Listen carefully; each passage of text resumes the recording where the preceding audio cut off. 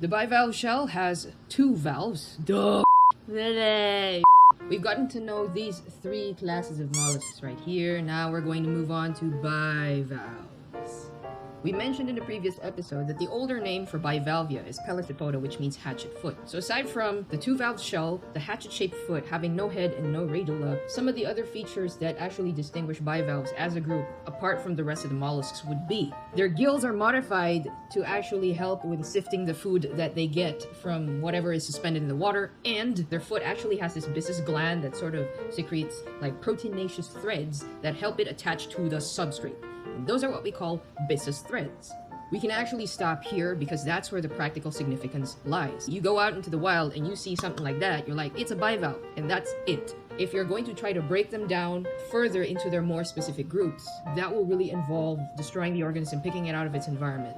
However, if you are up for the challenge, we have a few morphological bases for categorizing them as such. The anatomy of the gills, the type of hinge teeth, the adductor muscle attachment, and the location on the substrate, to name a few. There are actually other criteria used to classify bivalves, but let's just stick to the ones where we can actually use our own two eyes to see these characteristics, or at least we want to stick to the characteristics that are actually the bases of the names that they have in taxonomy. We had already discussed clade conchifera at the first part of the series, but it is in the molluscan classes Bivalvia and Gastropoda where the molluscan pairs really integral to their taxonomy, systematics, and life histories. Here we go. This is kind of what the shell looks like for many of these bivalves and gastropods. They come in three layers. You have the outermost periostracum, which is an organic layer, and then underneath that you have the prismatic layer, and then the innermost layer would be the nacreous layer. Not all of these three layers will be present at all times for all bivalves and gastropods, as you will learn later. Aragonite is also just calcium carbonate in a different form. Another ubiquitous form of calcium carbonate is also calcite, and that's what many gastropod and bivalve shells are made of. If any of you have ever held an actual bivalve shell in your hands, whether it's because you were eating some seafood, whatnot, they're pretty hard to break apart, right? So if you look at the structure here, aside from the fact that you actually have a pretty thick layering, what else do you notice about the architecture of the shell that actually contributes to its durability?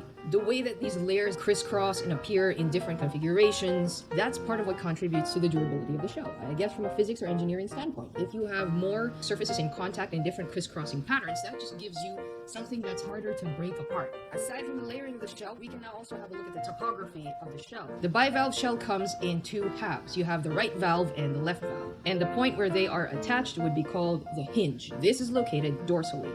The part that opens is called the commissure, and that is located ventrally. The bulgiest part of the valves of the shell would be called the umbo. The point where these concentric lines meet, that would be the beak. Sometimes the umbo and the beak are kind of used interchangeably, but let's just be clear that the beak is actually the part where all of the concentric lines meet, and that's somewhere near the umbo. The umbo is just the bulgiest part. If you have a living organism, the part where the foot sticks out is the anterior side, and the part where the siphons stick out would be the posterior side.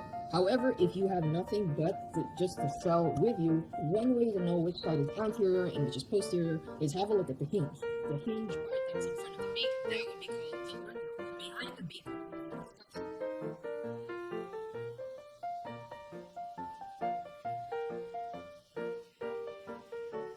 It's called C. A shell that splits into two parts. There has to be a way for the squishy mollusk to close itself up at will. This is where the adductor muscles come in. They are attached to the shell, and when they are removed, they would sometimes leave visible markings on the inner surface of the shell, which we call muscle scars. If the bivalve has two adductor muscles, it is said to be dimyarian. If these adductor muscles have different sizes, then we can describe this as anisomyarian. However, if they are of the same size, then you can call them isomyarian. And then if it has just one adductor muscle, then obviously it's monomyarian. When I was in college, I used to think that where the umbo was always the dorsal part, because it just so happened that for a lot of these bivalves that we see, where the hinge is also where the umbo is usually. But if we have a look at this muscle right here, right at the middle, the umbo is actually labeled anterior. The hinge part is where it's labeled as dorsal. So I then realized that what really dictates which part is dorsal is the location of the hinge and not the location of the umbo. And then what helps tell you which side is anterior would be the anterior adductor muscle, as well as the foot. The posterior part would be where the posterior adductor muscle is, and also the incurrent and excurrent siphons. See, I learned something too. The gills of bivalves do not only have a respiratory function, but they also have a digestive function. In recent bivalve systematics, the gill configuration is actually one of the first criteria used to break down the bivalves into two subclades. I guess all of the organisms in the laboratory have a W-shaped gill configuration, which we call autobranch.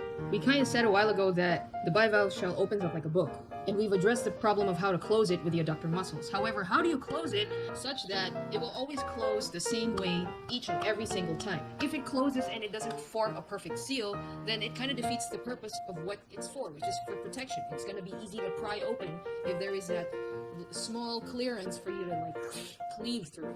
The hinge teeth, which are just roughened edges along the hinge, address this potential problem. They serve as some sort of lock to make sure that each time the valves close, they will always fall into the correct alignment. As you can see, there are different types of hinge teeth, flashing their names right there. We're not going to get into that. Just so you know, this is also one of the bases for classifying bivalves. The mantle. That's the tissue layer that's actually responsible for creating the shell. In terms of morphology, this can either be unfused or fused. The consequence of having a fused mantle is that you now have very distinct siphons, the incurrent and excurrent siphons, whereas if you have an unfused mantle, there's just kind of like a conduit there. It's not so obvious when you actually look at the live bivalve. What allows them to actually exploit a small piece of real estate, and there would be like lots of them there, is because they occupy different niches along that small patch of area. Epifaunal bivalves prefer to stay above the substrate, while infaunal bivalves tend to burrow underneath. The semi-infaunal bivalves are the motherfuckers who just want the best of both worlds. Here we see that for epifaunal and semi-infaunal bivalves, the business threads really play a very crucial role. Why? I'm not going to answer that for you. You should know that by now. We've had so many videos discussing form and function, so this is time for you to practice. Practice it. Autobranchia, formerly lamellibranchia, would be the members with the W-shaped gill configuration. Autobranchia is now subdivided into three main clades: Pteriomorphia, Paleoheterodonta, and Heterodonta. Some of the characteristics that we learned a while ago about the morphology of bivalves now are right here to describe each of these different clades. Pteriomorphia, dyan kasama sa scallops, oysters. Many of them are actually epifaunal, so they use bistus threads. They're bisate. Their mantle margins aren't really fused, and their foot is kind of small. For Paleoheterodonta, if you look at the shell, it kind of has that pearly sheen inside, and that is the nacreous layer. The only representative we have for your laboratory would be Anodonta. Heterodonta, the adults do not really have a nacreous layer in the shell. Pag tinignan niyo yung loob, it's just cream-colored, plain white. Doesn't have that pearly sheen to it, and they don't really use bistus threads. These are some of the orders under clade Pteriomorphia. Members under the order Arcida, you would know it's them if you look at the hinge. It's actually pretty straight. Arc clams, straight hinges. The specimen you have for the lab is Barbatia. Mytilida, or the mussels. Ito medyo obvious naman, di ba? Tahong. They don't really have very distinct hinge teeth. If anything, it just feels like glue. It's pretty easy to pry out. So they're actually anisomyarian, but the anterior adductor muscle is pretty small. You almost can't see it. You must be wondering, where is order Pteriida? Pteriida is now actually part of order Ostreida. Pectinida would be the scallops. They're not really burrowed like straight down the substrate or anything. They're just above the substrate and they're lying on one side. If you have a closer look at the right valve of the shell, there's actually a section there that kind of has some notches, and that's called the tenolium, and it helps spread out the bissus threads. If this is the tenolium, so the bissus threads come out like this, it kind of guides them to spread out. Why? Here are the other representatives for Pectinida. Sila siguro yung pinakasikat na bivalves. They're very much involved in the fossil fuel industry and also like in the fashion industry. Di ba yung Branilitas mermaid? If you talk about a seashell, this is it. This is usually how we would draw a seashell. It is patterned after the members of Pectinida. Ito yung mga other members of Ostreida. I would say yung pinaka-trademark dito would be, of course, Pinctada margaritifera, which is also the thing that you see in the 1,000 peso bill.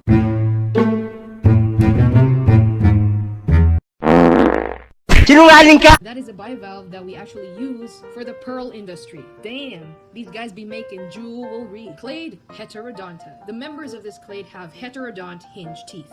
Their shell is not nacreous. We have 4 orders representing the specimens in your lab. The members of Cardiida and Adipodonta used to belong under Veneroida. Oida pa noon. Venerida, clam chowder group. A lot of the edible clams that we consume, part of this group, Cardiida, the members of which include the giant clams and the true cockles. At least yung mga madalas ninyo makikita kapag ka nagsusnorkel kayo would be Tridacna and Hippopus. This one is Tridacna, and this one is Hippopus. Okay, great. They're both giant. Ano ba? For Tridacna, have a look at the mantle and how it kind of spathed out of the edges of the valves. Diba? Parang may. Whereas if you look at Hippopus, the mantle stays within. You can actually always see the edge of the valve. What are all these nice bright colors? The colors there are partly because of zooxanthellae. In the same way that zooxanthellae and coral have that kind of friendship, it's the same.